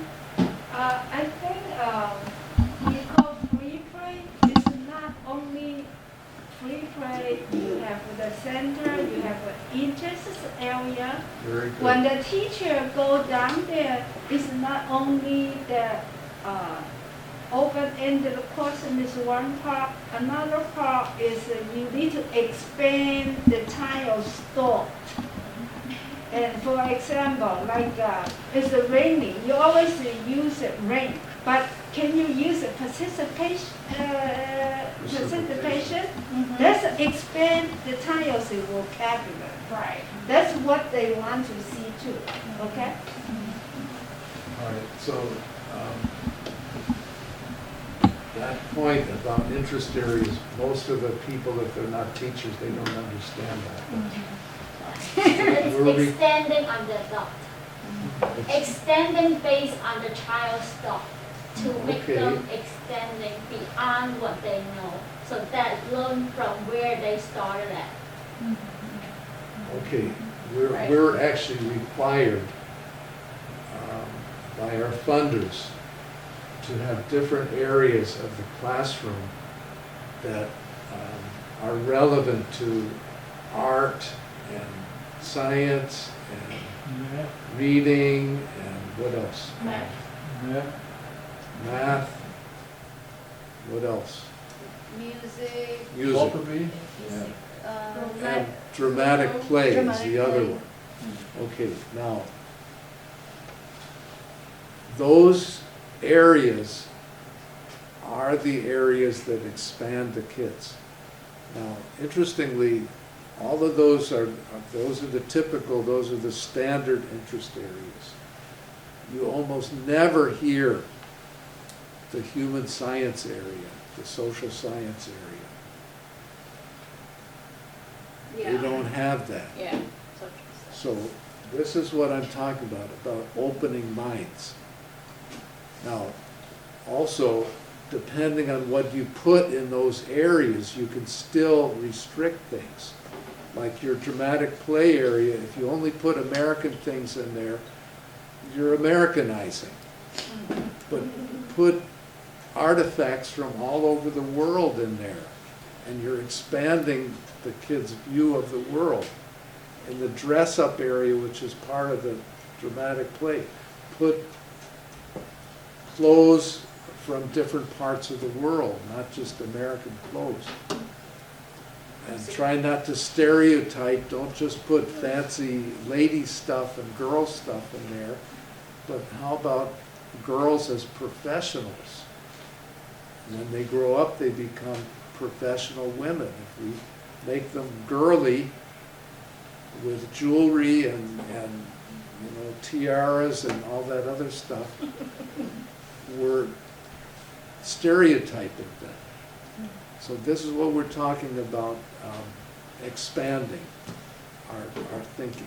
Okay, now, a lot of people will say, well,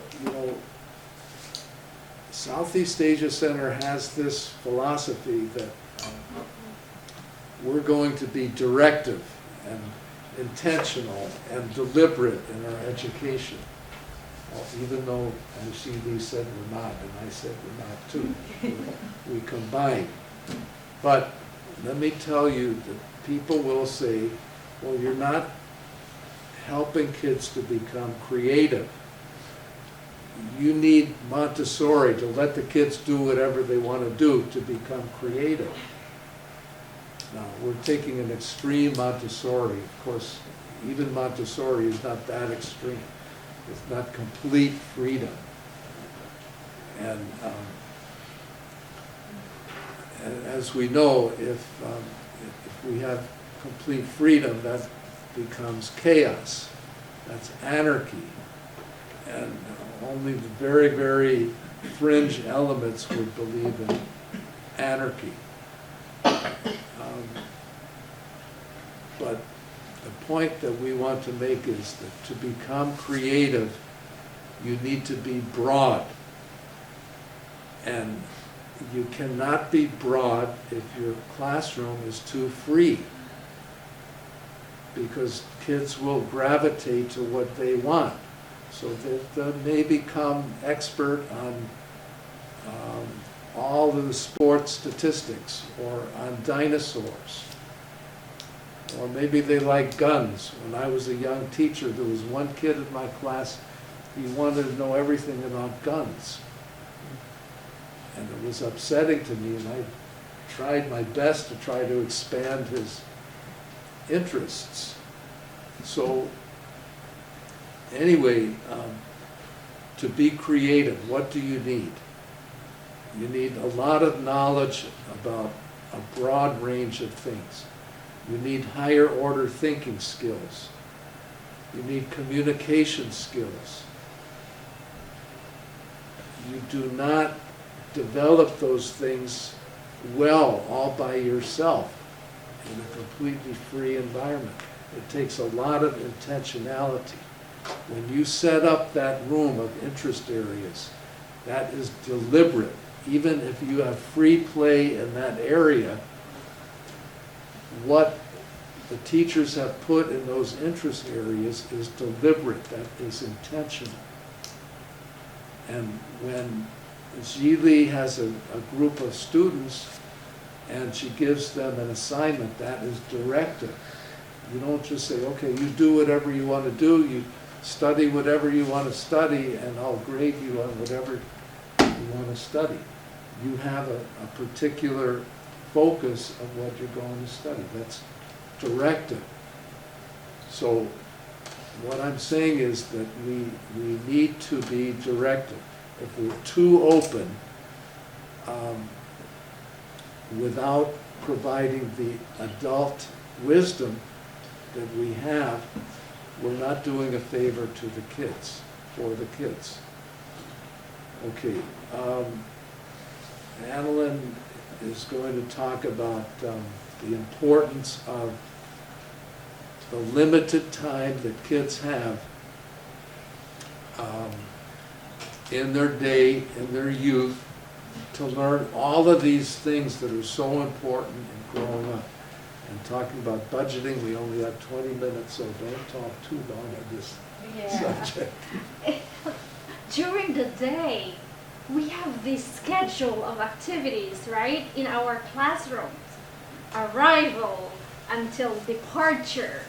So the thing that comes in between are budgeted in such a way that there should be a balance between this child exploration and teacher-directed teaching facilitation. You know what I mean if you are in the classroom. There's large groups, there's small groups, there is free choice time, there's meal time, there's playground time, right? So what Peter was saying is that there should be a place where the teacher, as the expert in the room, should be facilitating the learning teaching process. We call it mini lessons. What is a mini lesson? You do that all the time with your large group. Oh, we are studying about, let's say, life cycle of bees, for example. So as a teacher, you have to have a mini lesson about that. And how long would that mini lesson be? Now, the Accelerate people again would say, well, you are on the large group for more than 30 minutes, teachers. The kids, you lost your kids already because of their attention span. So again, the standard is different if you are being observed by your Accelerate. But for Southeast Asia, what do you think? How long is too long in a large group setting? How could your teacher tell that it's too long and in your large group, for example? Any idea? Yes? Yunjing? Ms. Ronald? I think that they limit to 15 minutes, but also according to their attention. And group time, according to Accelerate, is not really teaching time. It's a kind of planning time. What I heard all over the years. So, but at the same time, they want you to read a story, they want you to openly say, so sometimes it always take more than 15 minutes. Okay, now, you know, I was talking about preschool, not college kids. College kids, maybe 20 minutes. But, okay, oh, sure. Oh, yeah. About small group time, I think it's all depending on the kids' interest and their attention. And then when you see that they're kind of starting moving around and they lose their attention on the topic, then you got to stop them. You got to regain their attentions, otherwise you won't be able to. They're not gonna lose. They're not gonna get anything from it. So depending on their attentions and their interests. When they're in, so if one topic they're really into it, they want more from you.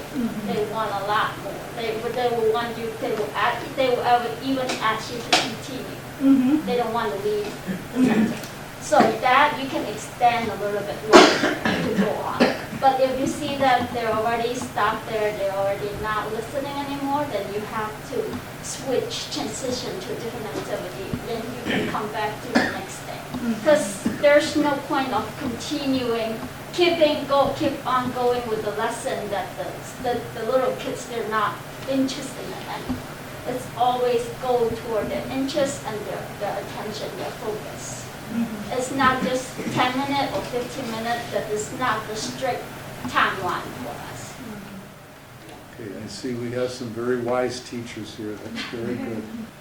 But preschoolers, there's always like a couple of them who doesn't mind being over there while you are over here, you know. You cannot contain the kids. And who says that all of them will be in your group time all at once? No. Okay? So, you know, you will encourage them to be in a large group because you're missing my story today, John, or something, you know. So you have to encourage them to be in your large group to follow the routine too. But we cannot just, oh, come over here, sit down and listen to me. Yeah, we cannot do that, right? With these little ones. Okay, let me make an important point here. I understand, I've been a teacher too. The hardest thing is to get the kids' interest. However, it's even harder, if you are able to do that, to channel their interest into areas that they may not be interested in initially. And that's my point. We have to budget our time and the kids' time, because they have limited time that we're with them, limited time in their youth. So what are the important things? Is it dinosaurs? Is it how to throw a ball? Whatever the kid might be interested in, that's fine, and it's good to perhaps spark their interest. But like that child in my classroom that was focused on guns, that's all he wanted to study, about guns. That's worrisome as a teacher to me. So interpersonal skills, empathy for others, understanding other cultures, understanding the political systems that you live under and other political systems in the world. All the higher order thinking skills, all of those things are very important, and we have to put those into our curriculum, into our lesson plans, and guide the students in one way or another into those things that they may not be interested in the first place. Okay, very good. Oh, we do have time still? Yeah, let me just run through a couple of these things and then we can open it up again. Okay, I'm slightly overlapping, but all these things are overlapping.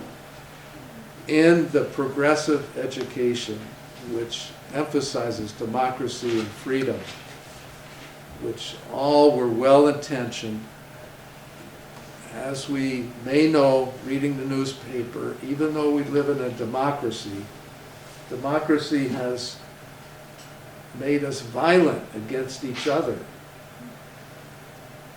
And even because of democracy enabling or encouraging that, we have this concept of equity. Okay, let the other guy say, have equal time with this guy. So, okay, somebody can be spouting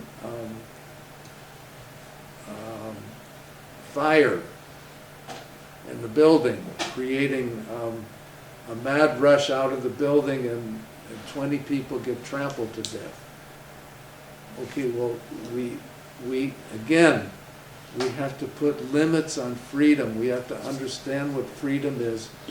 Democracy has good things and it has bad things, so we have to understand whether in our society, in our political system, or in our classroom.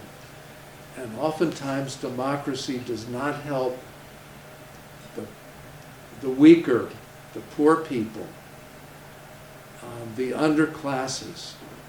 They lose out in the democracy and they lose out in the classroom. So you let the classroom in the Montessori manner, okay, you know, you can talk with one another, do whatever you want, you can study this or that, go wherever you want. And the teacher stands back and they help one child at a time. What happens is that who takes over? It's the bullies, the tough guys, the guys who are more articulate, and those that may be even the good kids, they lose out.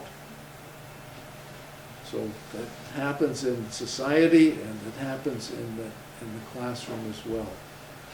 Okay, now I think we went over the STEM already. We don't have to go over the STEM, but the point is that we try to balance STEM with the human sciences, which is important in today's society. It's beyond technology. Technologies have a life of their own, and unless we have the people skills, the interethnic skills, STEM can take us in the wrong direction. So there's one anecdote that I always remember. Somebody said, you know, I have this great invention. It will make everybody so much happier. It will create conveniences that you can't imagine. It will make things much more efficient. However, it has one problem. It will cost you 50,000 lives every year. Do you want it? Okay, what's the invention? Anybody know? Pardon? Something that can harm people. Say it again, Lily. Probably something that can harm people. Something that can't harm people? Well, we need something that can't harm people, but what was that invention that somebody said, I can give you, but it's going to cost you 50,000 lives a year? The automobile. Do we want the automobile? That's the dilemma, that's the conflict that STEM has, that if we don't have a human understanding, how can we harness automotive science so that it's safer, for instance? It doesn't cause 50,000 lives a year. The same with airlines and computers. Now, we know that the web is a great thing. Same story. It has improved life tremendously, but it has also empowered the government of Myanmar to kill the Uyghurs. Not the Uyghurs, the Rohingya. Okay, yeah, very good. Yeah, thank you, Sal. Volkswagen had some great engineers that came up with this system which bypassed the emissions test.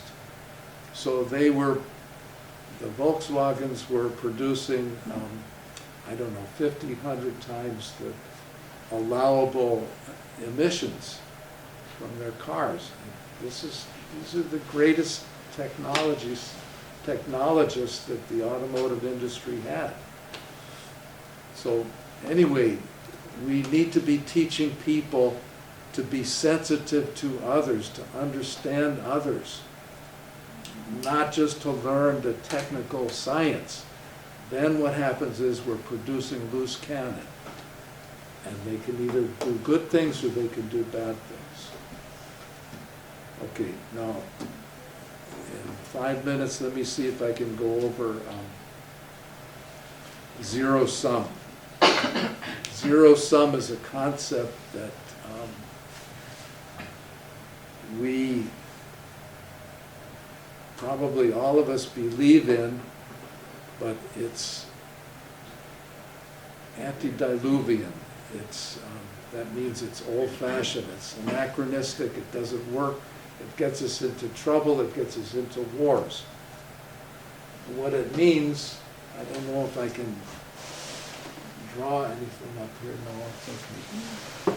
Okay, We don't have them. you have one piece of pie, and, oh, thank you. Let's dry erase here. Okay. This is my artwork. Okay, this is a circle. Now it's a pie. Pretend this is a pie. Yeah.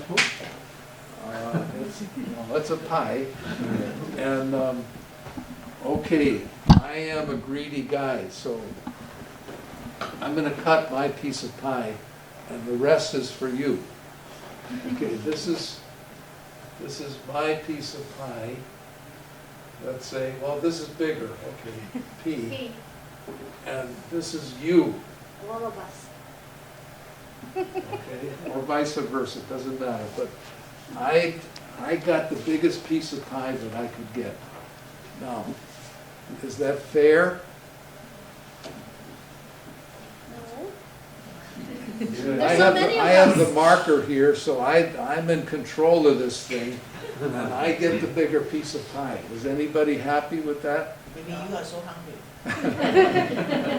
You have the power, of course. No. If I do that, I'm gonna start a war here. You guys are gonna form a group and get some weapons together, and we're gonna have a war in the classroom. That's zero-sum philosophy. Okay, now, I'm gonna give you a hard question here. Okay, we're gonna start with this pie. And I'm gonna ask you to try to be creative now. How can we make this pie bigger so that all of us can have a piece this big or this big? Individually, how can we all have something? How can we expand this tremendously, in other words? Is there any way that we can do that? Just draw it. All right, that's the easy way. How can we make our pie Make bigger? more pie? Yeah, yeah. All right, well, I mean, that, I think you hit upon it. If we don't think in terms of how are we going to split that up, how can we cooperate to make it bigger? So if we all work together, we can have a bigger pie. Let me give you some more specific examples of that. If,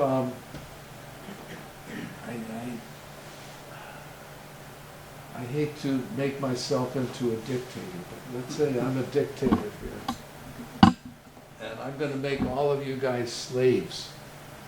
Okay, you don't get to go to school, you don't get to learn reading, writing, but you're gonna work on the plantation. Okay? Then this pie, it gets, okay, this is what you get. This is you, and this is Peter here. Okay, now that's zero sum. Now let's change this. And I'm going to take a different philosophy here. And I'm going to say that all of you, in fact, all of your kids too, will get a college education. We're going to teach you, we're going to give you the best education and give all your kids the best education. All of a sudden, that pie becomes so big, I can't even fit it on here. And then your kids teach their kids, and the pie gets even bigger. You couldn't fit the pie in the whole room here. Okay, that is positive sum thinking. When you make the pie bigger. And this is what we try to help our kids to think. Instead of, what can I get for myself? How can we work with other people and understand other people to make the whole pie bigger? Okay, we made it by 12 o'clock. We Thank you, budgeted our Christian. time well.